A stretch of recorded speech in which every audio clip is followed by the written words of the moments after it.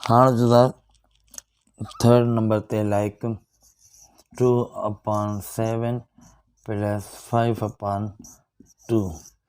हाणे ही अहिड़ी कंडीशन आहे जंहिंमें डिनोमिनेटर्स ॿई टोटली चेंज आहिनि ऐं ॿिन्हिनि खे टेबल बि नथो लॻे। इन जो सिंपल एलसीएम ईअं कंदासीं कि 2 × 7 14, माना ॿिन्हिनि खे पाण में मल्टीप्लाई करे छॾंदासीं। चलो तव्हां करे बि ॾेखारियूं था। सभिनी जा टेबल 2 ई लॻंदो। 7 1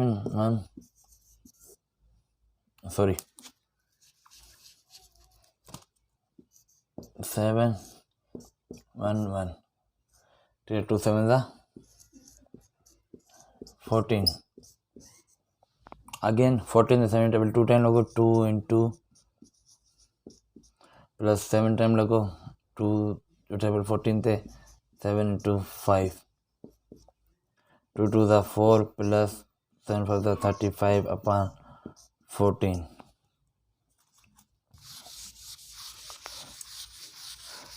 ॿियो सॼो प्रोसीजर सेम हूंदो, ख़ाली तव्हांखे एलसीएम कढणु अचे ऐं उहा बि उन तरीक़े सां जंहिंमें तव्हां जल्द सां जल्द पंहिंजो आंसर कढी सघो।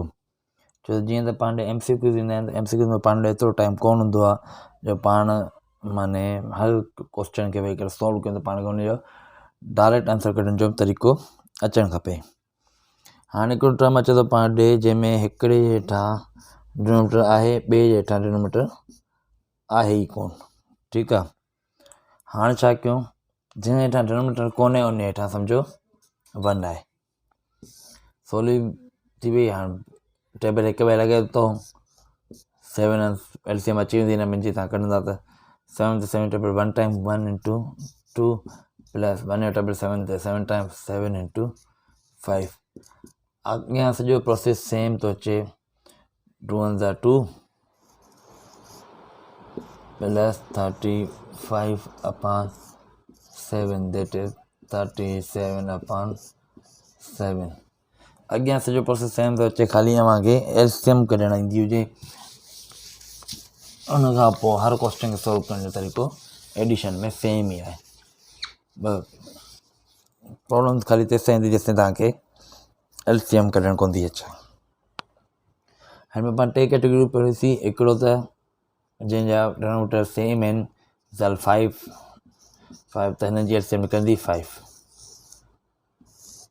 अगरि हिकिड़ो डिनोमिनेटर आहे 1/3 प्लस 2/5 त हिन जी एलसीएम निकिरंदी कहिड़ी, 3 × 5।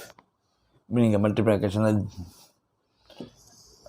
टीं पाण कैटेगरी पढ़ीसीं 1/3 प्लस 2/9। अगरि टेबल लॻे थो त जेको वॾो हूंदो उन खे लिखी छॾंदासीं, एलसीएम अची वई। ठीकु आहे। चोथों, हिकिड़े हेठां 1/7 प्लस 2 त हिन जी एलसीएम निकिरंदी 7। हाणे इहे शयूं बेसिक आहिनि जेके तव्हांखे अचणु घुरिजनि, जिन सां तव्हांजो क्वेश्चन खे सॉल्व करण जी तरीक़ेकार इज़ी थी वेंदो ऐं तव्हांजो टाइम घटि कंज़्यूम थींदो। Thank U.